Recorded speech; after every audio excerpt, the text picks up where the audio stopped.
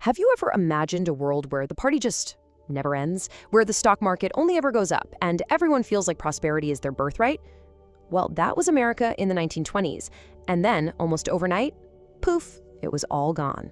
So let's get into the story of how a nation went from the absolute peak of optimism to the very depths of despair, a story we call the Great Crash. I mean, just let that sink in. That one sentence perfectly sums up the brutal, whiplash reality for millions of Americans back in 1929. There wasn't a war, there were no warning signs, just a sudden, terrifying financial collapse that would change the country forever. And this wasn't just about numbers on a ticker tape. This was a personal catastrophe, playing out in living rooms and kitchens all across the nation. To really get a sense of the scale of this thing, just look at this number. Over $200 billion in today's money just evaporated.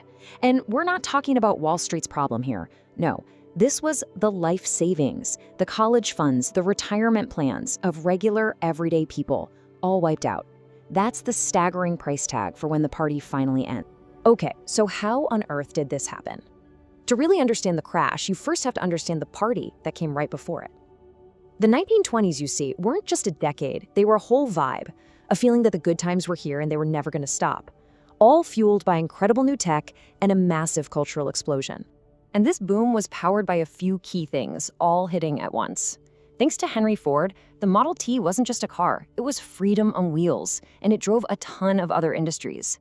At the same time, electricity was lighting up homes and factories, powering all these amazing new gadgets like radios. Radios brought the whole nation together, and they blasted jazz music into living rooms, literally the soundtrack of the whole era.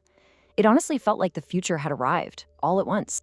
But here's the thing. Underneath the surface of this massive nationwide party, the floorboards were starting to creak. You really had two completely different Americas developing. In the cities, it was all about booming factories and this new idea of buy now, pay later. But out in rural America, it was a totally different story. Farmers were in crisis. Crop prices had tanked after World War I, and so many of them went deep into debt just trying to keep up. It was a silent disaster happening far away from the roar of the cities. And the engine room for all the city excitement was Wall Street, and it was running on this one simple, powerful tool, the margin loan. The idea was intoxicating. You could buy $100 worth of stock with only $10 of your own money. The logic seemed perfect, as long as stocks only went up. And just like that, the market went from being an investment tool for the rich to a giant national casino where everyone was invited to play. And that casino mentality spread like wildfire. I mean, this old saying really captures it. Everybody was suddenly an expert.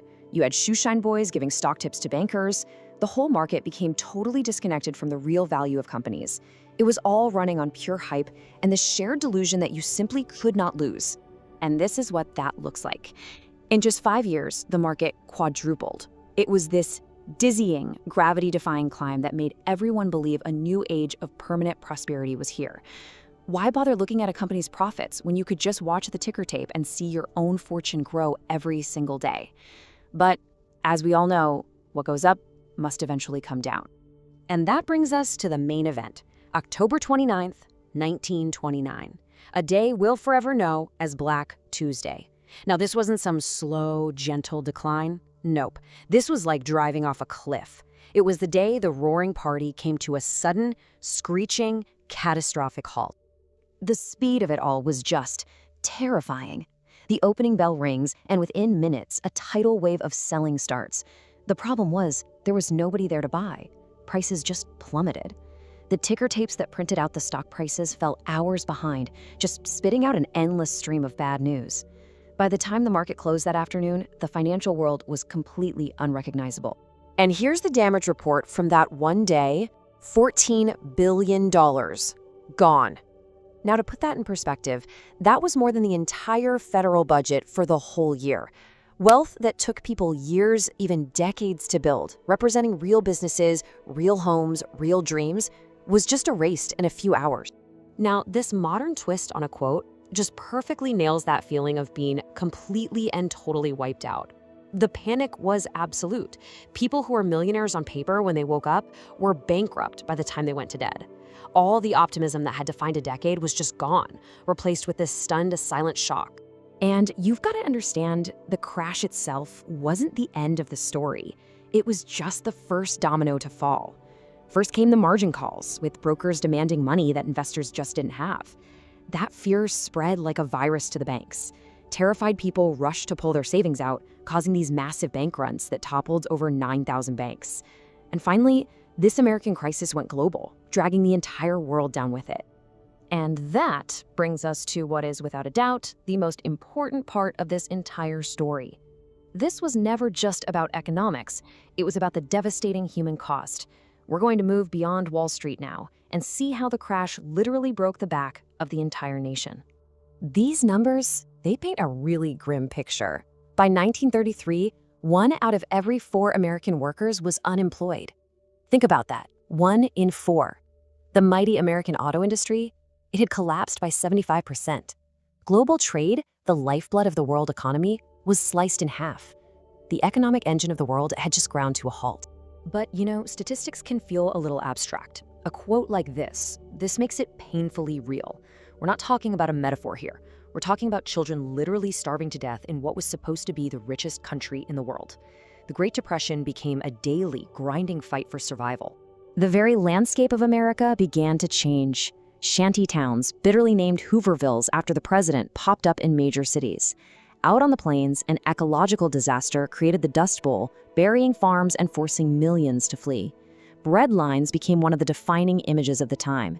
And in maybe the lowest moment, the US government actually used tear gas on its own World War I veterans who'd come to Washington to ask for help. And this just shows you how completely faith in the system had collapsed.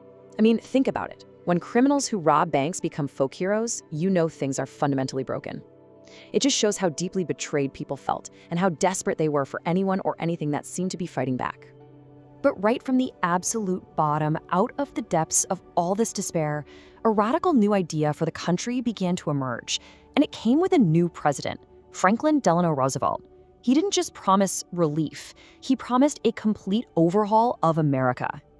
With these few words, FDR completely changed the national mood. He gets up there for his inauguration, in the darkest days of the Depression, and he basically declares war, not on an economic problem, but on fear itself. It was a powerful call to action, and it was a clear signal that the government was done standing by and watching. And he backed it up with action, immediately. The New Deal was this whirlwind of programs designed to get people working again. You had the Civilian Conservation Corps, the CCC, sending young guys out to plant trees. You had the Works Progress Administration, the WPA, building roads, bridges, and schools all over the country. And the Tennessee Valley Authority, the TVA, didn't just build dams, it brought electricity to one of the poorest parts of America. These weren't just jobs programs, this was nation building. But, and this is so important, FDR also knew he had to fix the broken machine that caused the crash in the first place. So the SEC was created to be the new cop on Wall Street. The FDIC was set up to ensure bank deposits so a bank failure could never again wipe out your life savings. And of course, Social Security was created as a permanent safety net. These are all institutions that are still a huge part of our lives today. What's so amazing is that the New Deal also understood that recovery wasn't just about jobs and money, it was about the nation's soul. The government actually paid artists, writers, and photographers to go out and document this incredible period of struggle and survival. And it's because of that project that we have these timeless, powerful images like Migrant Mother, which really became the face of the Depression itself. In the end, the Great Depression forged a whole new America, one with a stronger government, a social safety net, and a very deep memory of what can happen when speculation runs wild. It proved that a nation can hit rock bottom and then choose, piece by piece, to build itself back up again. And all of that leaves us with one final, big question to think about. What are the hard-won lessons from that time of ruin and renewal that are most important for us to remember right now?